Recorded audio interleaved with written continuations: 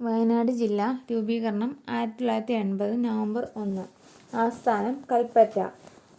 ഉറവിടം കോഴിക്കോട്, കണ്ണൂർ എന്നീ ജില്ലകളുടെ ഭാഗമായിരുന്ന സ്ഥലം അടർത്തിയെടുത്താണ് വയനാടിന് രൂപം നൽകിയത്. കേരളത്തിലെ ഏക പീഠഭൂമി. കർണാടക, തമിഴ്നാട് സംസ്ഥാനങ്ങളുമായി അതിർത്തി പങ്കിടുന്ന ഏക ജില്ല. ജില്ലയുടെ മൊത്തം വിസ്തൃതി 2131 ചതുരശ്ര കിലോമീറ്ററാണ്. പ്രധാന നദി കബനി നദി. കേരളത്തിൽ ഏറ്റവും കുറവ് ജനസംഖ്യയുള്ള ജില്ല. കേരളത്തിൽ ഏറ്റവും അധികം ആദിവാസികൾ ഉള്ള ജില്ല. കാപ്പി, ഏലം, കുരുമുളക്, ചായ, സുഗന്ധവ്യഞ്ജനങ്ങൾ എന്നിവ കൃഷി ചെയ്യുന്നു. സുഗന്ധവ്യഞ്ജനങ്ങളുടെ കുന്ന് എന്നറിയപ്പെടുന്നു. വയനാട്ടിലെ വിനോദസഞ്ചാര കേന്ദ്രങ്ങൾ. എടക്കൽ ഗുഹ വയനാടിന്റെ പ്രധാന ആകർഷണം. നവീന ശിലായുഗത്തിലെ ചുവർ ചിത്രങ്ങളും ലിഖിതങ്ങളും എടക്കൽ ഗുഹയിലുണ്ട്. സൂചിപ്പാറ വെള്ളച്ചാട്ടം 3 തട്ടുകളായി പതിക്കുന്നു.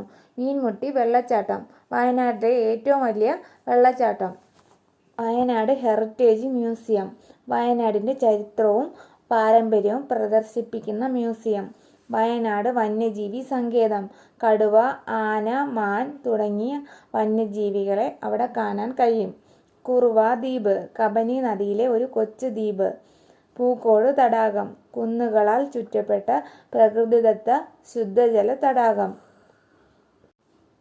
ചെമ്പ്ര കൊടുമുടി വയനാട്ടിലെ ഏറ്റവും ഉയരം കൂടിയ കൊടുമുടി.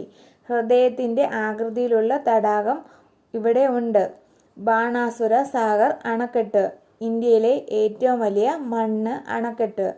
പഴശ്ശിയുടെ ശവകുടീരം കേരളവർമ്മ പഴശ്ശിരാജയുടെ ഓർമ്മയ്ക്കായി മാനന്തവാടിയിൽ സ്ഥാപിച്ച സ്മാരകം.